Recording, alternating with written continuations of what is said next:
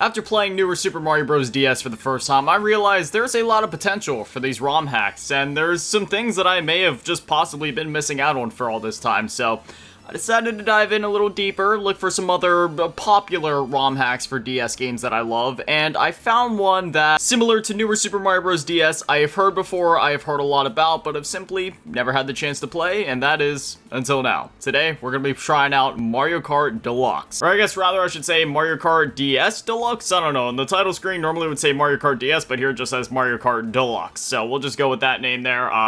The copyright thing on the screen says 2019, so I don't know if this is the most recent version, and I'm hoping that this is the right version of the mod. Yeah, this is definitely the right version. Okay, so I was like, okay, there only seems to be a few characters, but then I went to Toad, and yeah, there's Leon Kennedy. Crash Bandicoot. Oh my goodness. I mean, I have to play as Crash Bandicoot. I mean, like, I have to. Crash Team Racing on the PS1 is one of my favorite racing games of all time. They literally changed all the tracks too. We have Mario Stadium from Wii U, Moo Moo Meadows from Wii, Toad Factory from Wii, Peach Castle from N64, okay, Wario Gold Mine from Wii. Dude, this is insane. Some tracks from 3DS, the music park. Okay, I feel like if we're gonna do any of them, we should probably just, oh my god, DK Jungle from 3DS, I love that track. Okay, we'll start out with the Mushroom Cup, just get the default experience, especially considering the fact that the first track in here is literally a Wii U track, and I mean, Mario Kart 8 on the Wii U specifically, I know the game is available on the Switch, but I put the most time into that game really on the Wii U, and even when I go back to play Mario Kart 8 to this day, I always just go back to play the Wii U version. Okay, unfortunately, I've just been given a black screen, so I'm gonna try to restart the game and hope that maybe that'll fix it. I know the Switch version of, you know, Mario Kart 8 technically has more tracks, more DLC and all that, but it really is just a nostalgia thing if I'm gonna be honest, man. There's something about that Wii U version just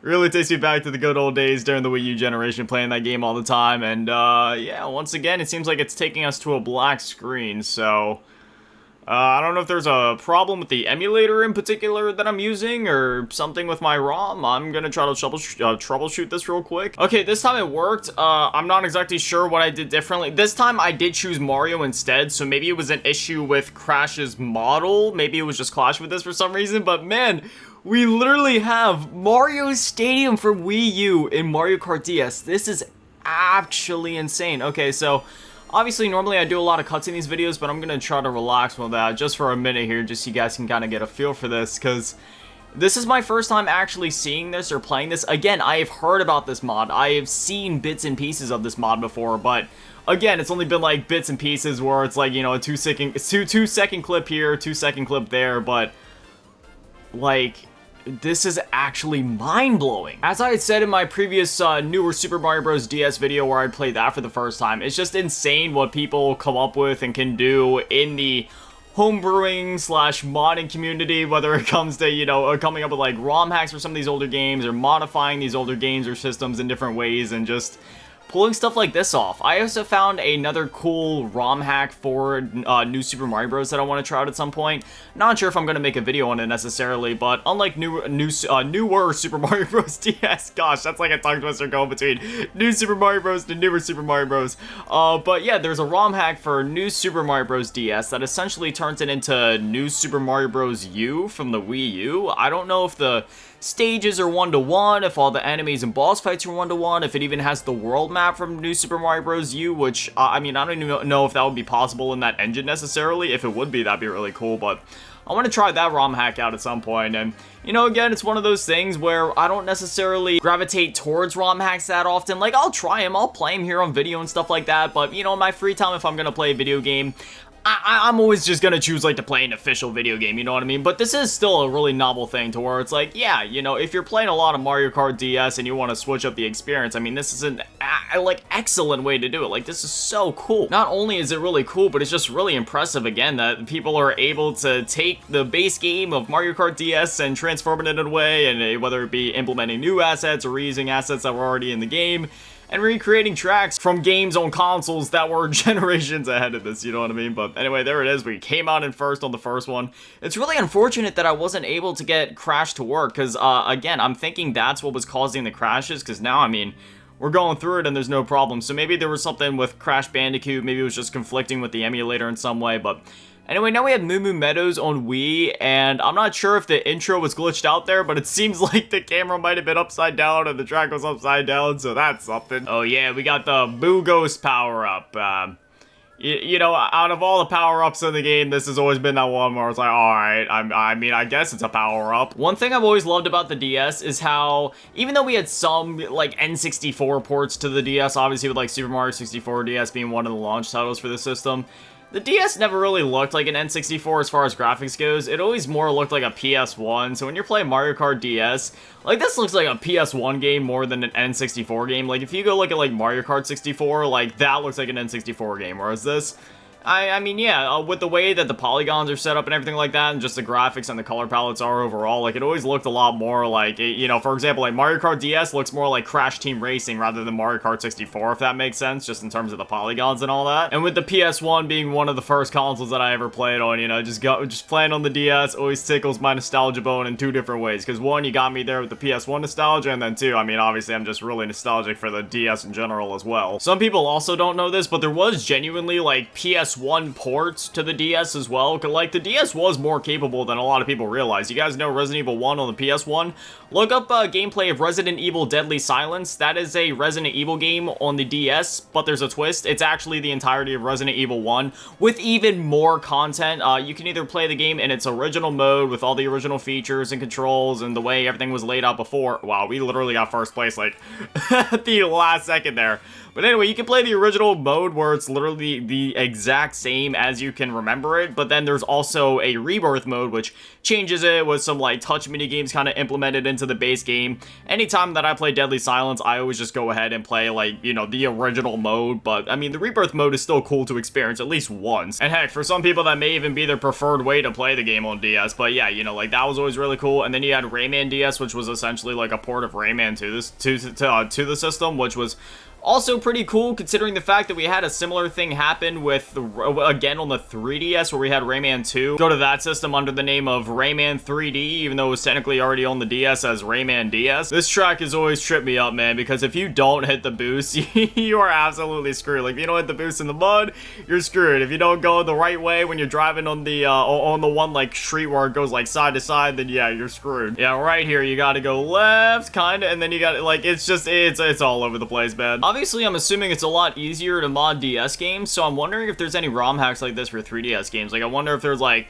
some crazy ROM hacks for Super Mario 3D Land, for, like, a newer Super Mario 3D Land equivalent, you know, some sort of, like, new Super Mario Bros. DS except for that game, or, like, maybe some for, like, Mario Kart 7, because, I mean, Mario Kart 7 in itself is a lot closer to Mario Kart 8. Obviously, graphically speaking, it doesn't have as many, like, fancy effects or whatever, but there's a lot of elements from Mario Kart 7 that were in Mario Kart 8. Like, Mario Kart 7 more or less just really feels like Mario Kart 8 Lite minus, you know, some of the, like, anti-grav stuff in Mario Kart 8, which I will say, the anti-grav, I've always adored that about Mario Kart 8. Even to this day, no matter how many hundreds of hours I put into Mario Kart 8, it does not matter. When there's an anti-gravity section in a race, it always makes me smile from ear to ear, because it's just so cool. Gotta hit these last couple boosts. Like I said, you gotta hit every single one, otherwise you're gonna slow down. But just like that, we pulled into first place again. And one thing I was gonna say before is, I don't know if this is a controversial take on my end, but I've always preferred racing at 100cc. I don't know anybody that actually actively chooses 50cc besides young children, and then 150cc.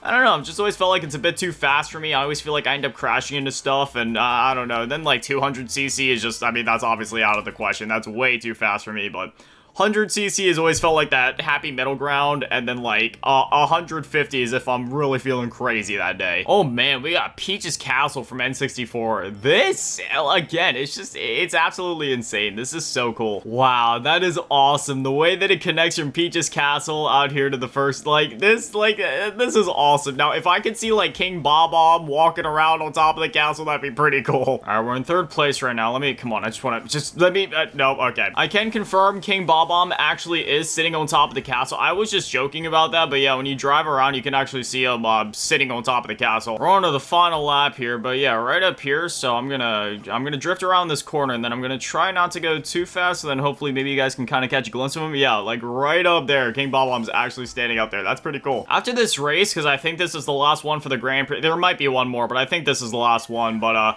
want to see if I can get either Leon or Crash Bandicoot to actually work in one of these races, because I mean, I want to be able to play as them. Yeah, baby, Mario coming out in first place, as you'd expect. Woo! There we did it! First place. For some reason, the music glitched out and it's not playing anymore, so I think I'm actually gonna go ahead and restart the ROM real quick. It seems like there's a few stability issues with this this ROM hack overall, but I mean, hey, you know, it's so cool that I can't fault it for having it. Oh, wow, Leon's face.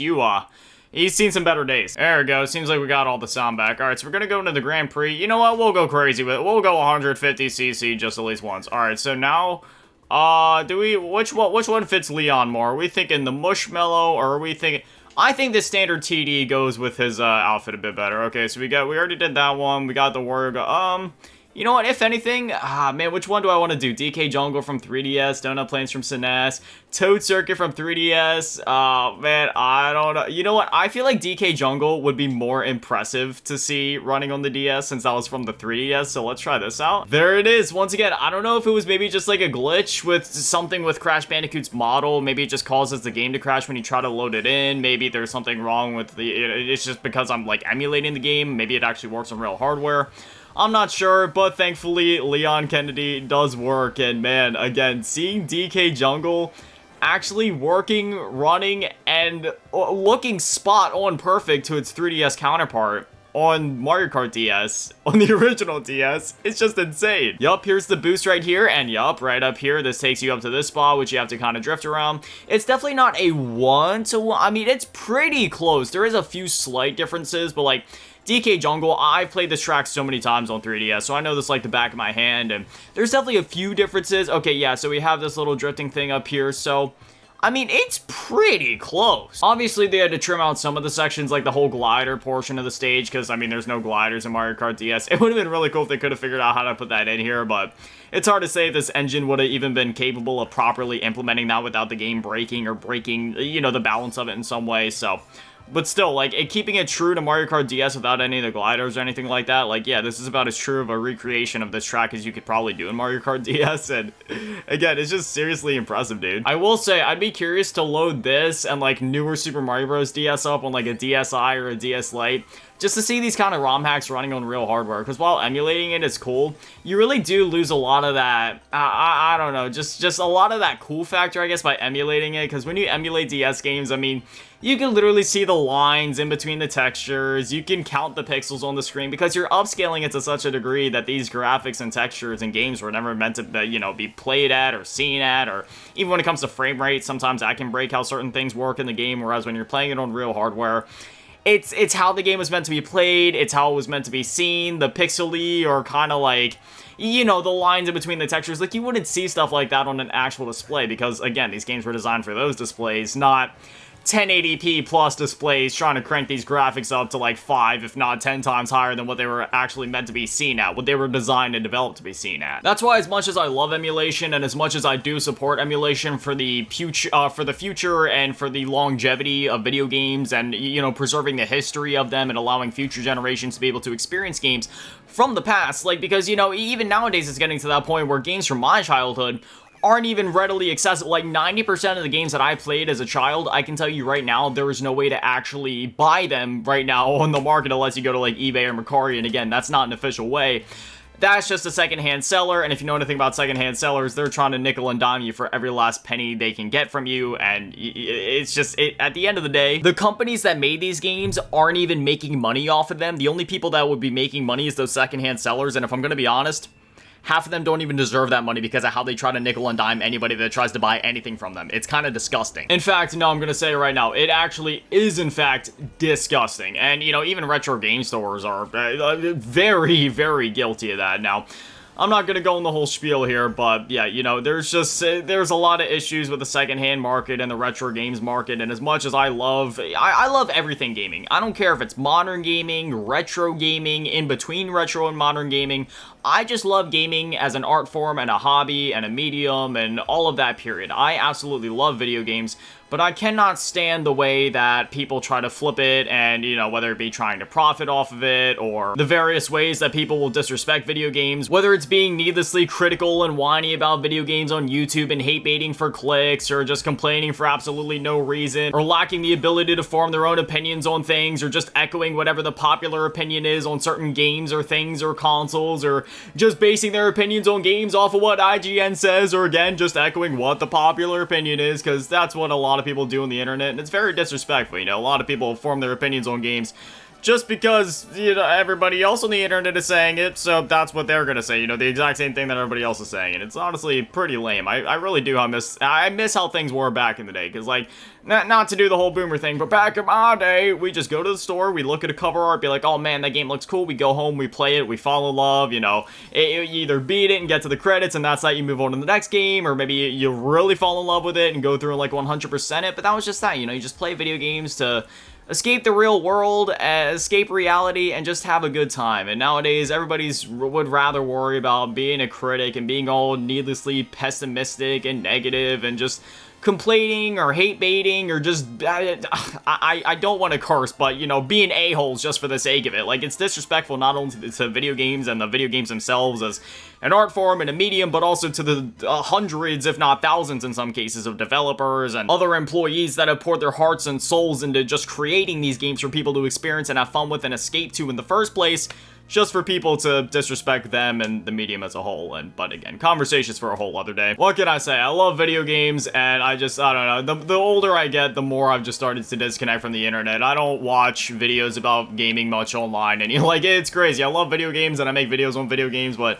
nowadays, I can't even really stand to watch YouTube videos about video games anymore, just because there's always a bunch of pessimistic, negative people just, I don't know, being negative just for the sake of it. There's a few YouTubers I'll watch, but that list is getting smaller and smaller every day. There's like maybe 3 or 4 YouTubers that cover gaming content that I'll actually watch, and when it comes to the gaming news side of things, I'm completely disconnected from it. I mean, there's like some things that I'll pay attention to, like things that are officially announced by the big companies like Xbox, Nintendo, PlayStation, or other publishers about games coming up, or, you know, just, you know, like news stories that actually matter. When it comes to the leaks and rumors side of things, I mean, I've talked about this before, I don't touch that stuff with a 10-foot flagpole. Leaks and rumors are terrible for the industry, man. I can't tell you how draining it is trying to follow leaks and rumors as well. It just, like, completely destroys the excitement for a lot of upcoming games and consoles more times than not anyway. Like, I'd rather just be surprised by it when the companies announce it rather than have my expectations be thrown all over the place by a bunch of random leaks and rumors by nobody's online that profit off of leaking things that, like, especially when it happens to games where there's, like, so many, like,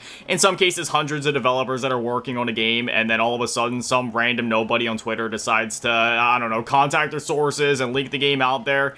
It totally ruins it for the developers that were trying to wait until the game was complete so they could, like, reveal it for themselves and be like, look at this amazing thing we've been working on, you know, presenting it in its best light, but then it just gets leaked out by, you know, some nobody's trying to profit off of it. I just can't stand that stuff. I'm sorry for the long-winded vent here. This is just something that's been on my mind, and now that we're playing a game as innocent as Mario Kart DS, I just figured this was a decent time to do it, I guess. But anyway, we're back on track. This whole thing started with me talking about emulation, and then it went to the whole secondhand seller thing, and then went to leaks and rumors. I don't even know where this all came from. Anyway, going way back on track here, as much as I support emulation and all that, I will always gravitate towards playing on original hardware just because, you know, when you're playing emulation, it's never gonna be the true experience, you know. To get the true experience, the only way you can do that is to play it on original hardware. So again, as much as I support and myself do use emulation, if the ability or option to play on original hardware is there, which it always is, it just depends on how much it's gonna cost you to do that, then yeah, I'll always go that route.